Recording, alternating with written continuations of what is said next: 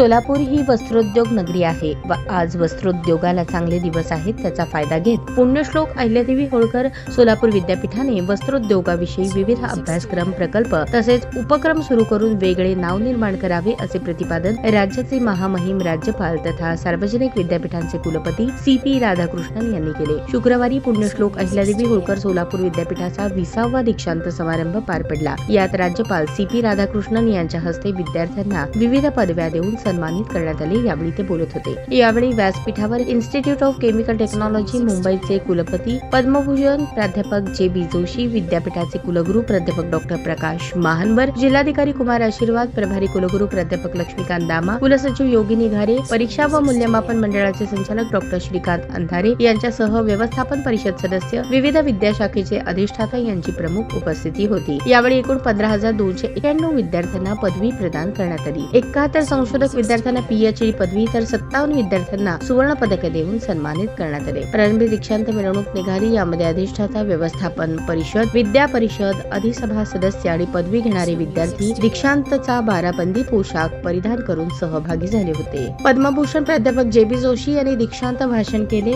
यावेळी त्यांनी देशाच्या प्रगतीसाठी कृषी, उद्योग, आंतरराष्ट्रीय व्यवसाय या विषयांना घेऊन विशेष काम करण्याचे गरजेचे असल्याचे सांगितले. विज्ञान तंत्रज्ञानाच्या युगात विद्यार्थ्यांनी संशोधनाला महत्त्व देऊन आपले वेगळेपण सिद्ध करावे असे आवाहन त्यांनी केले. कुलगुरू प्राध्यापक डॉ. प्रकाश महानवर यांनी विद्यापीठाच्या विकासाचा आढावा केला. यावेळी त्यांनी राज्य सरकारकडे सादर केलेल्या विविध प्रस्तावांची तसेच विद्यापीठात सुरू असलेल्या अध्यासन केंद्राची माहिती दिली. पंतप्रधान उच्चस्तर शिक्षा अभियान यातून मंजूर झालेल्या 100 कोटी निधीमधून विविध विकास कामे होणार असल्याचेही त्यांनी सांगितले. तसेच पुण्यश्लोक अहिल्यादेवी होळकर यांची त्रिशताब्दी जयंती वर्षानिमित्त विद्यापीठाच्या 482 एकर परिसरात निर्माण होत असलेल्या पुण्यश्लोक अहिल्यादेवी होळकर यांच्या स्मारक अनावरणाचे निमंत्रण पंतप्रधान नरेंद्र मोदी यांना देण्यासंदर्भात राज्यपाल महोदयांना विनंती केली. या कार्यक्रमाचे सूत्रसंचालन डॉ. दीपक ननावरे आणि डॉ. तेजस्विनी कांबळे यांनी केले, तर आभार कुलसचिव योगिनी घारे यांनी मानले.